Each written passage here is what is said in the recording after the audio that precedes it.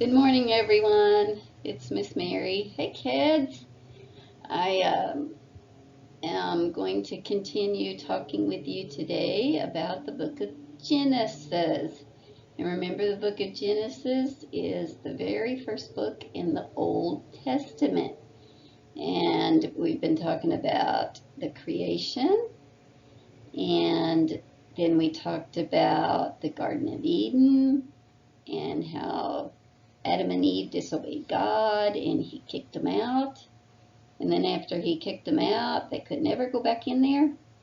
Then Adam and Eve had children. They had two sons named Cain and Abel.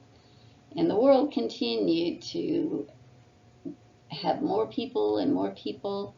And then the world started getting really bad. People started doing bad things. And God tried to get them to be good, but they just wouldn't listen to him. So he decided that maybe he needed to get rid of everything on the earth and start over. But there's one family that he did find that still worshiped God, believed in God, and the man's name was Noah and his whole family. And so that's what we're going to talk about tonight, is a man named Noah. And he does something really special. So let's find out what he does. Noah's Ark. We're going to read this book. And this book was published by Creative Publishing. There was a time when God was very unhappy with the people on earth. They never did what he asked. They broke all his laws. They would not ask him forgiveness no matter what they did. God asked them to change, but they wouldn't listen. So God became angry, and he decided to start over. He would create a whole new world with new people, places, and things, and get rid of all the old ones. There was just one man and his family who God would save, and that man was Noah. Noah and his family worshiped God, and they were kind to each other and to the animals. And God decided to spare them. And he said, Noah, I want you to build a giant ark. Fill it with two of every creature there is on earth, one male and one female. Noah began to build the ark. God told him how to build it, and Noah spent many years constructing it. Everyone who saw Noah laughed at the old man building a great big boat on dry land near no water. Noah told them he was doing as God asked. The people laughed more, for they had no faith in God.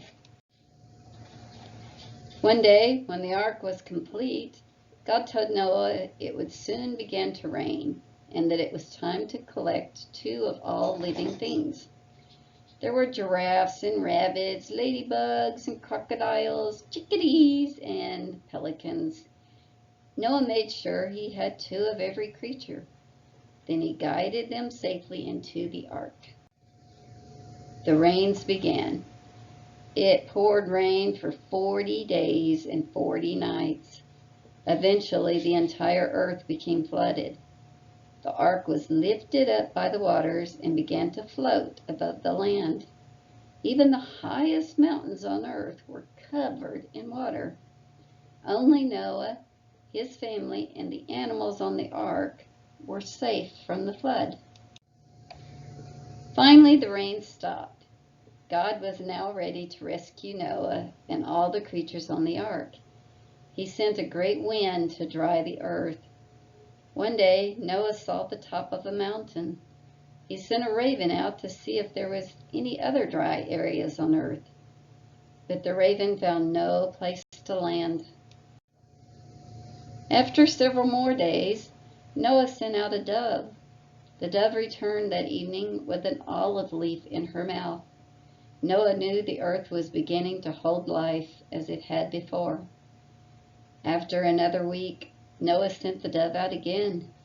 This time she did not return, and Noah knew the waters had finally dried. The land was ready to welcome back all of them who were waiting on the ark. God told Noah it was time for him and his family and all the animals of the ark to return to the earth. The ark found dry land, the great door opened, and they all made their way out. Creeping, flying, running, galloping, and crawling, all of the animals left the ark and celebrated their return home. They were excited to start a new life.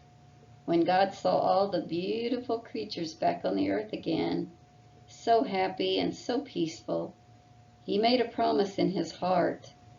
He would never again destroy every living thing. God told Noah to look up in the sky after a rainfall, and there he would see a rainbow. The rainbow was God's reminder of the beauty of the earth and the promise that it would never again be flooded. Noah prayed, thanking God for saving him and his family and for the beautiful sign of his promise. Okay, that was our story, and it was about Noah and the ark. And I'm not going to tell you a lot about it because you just heard the story. But basically, it was about a good man. Actually, it was the only good man and his family that God could find left on the earth. So he wanted to save them, and he destroyed everything and everybody else with water. And it rained for how many days and nights? Do you remember? You're right. It was 40 days and 40 nights. A lot of rain can come down in that time, can't it? And it did. It flooded the whole earth. And then it quit raining. And it dried up. And Noah sent out 2 different kinds of birds. Do you remember what the 2 birds were? The first bird he sent out was a raven. A raven's kind of like a blackbird. And then the second bird he sent out was a dove. And he sent the dove out twice. The second time he sent the dove out, the dove didn't come back. And so that told Noah that there was dry land. So anyway, the ark lands on dry land, and God opens the door so that all the animals and Noah can come out, and God sees all the animals running around, and they're happy and they're free. And he sees Noah and his family that are happy to be off the ark. And it makes God happy to see all these happy things going on earth.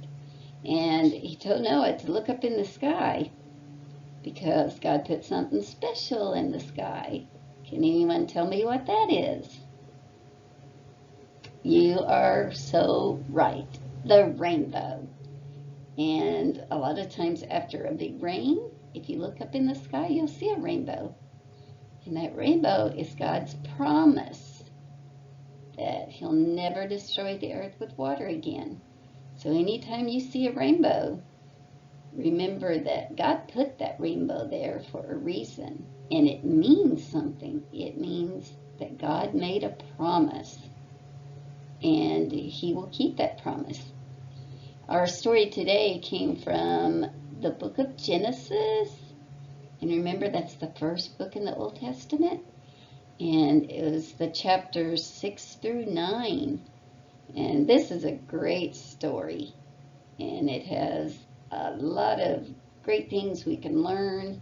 So I hope you will talk to your mom and dad about it. And maybe they can read the story to you again. Or maybe you can tell them the story. I bet you could.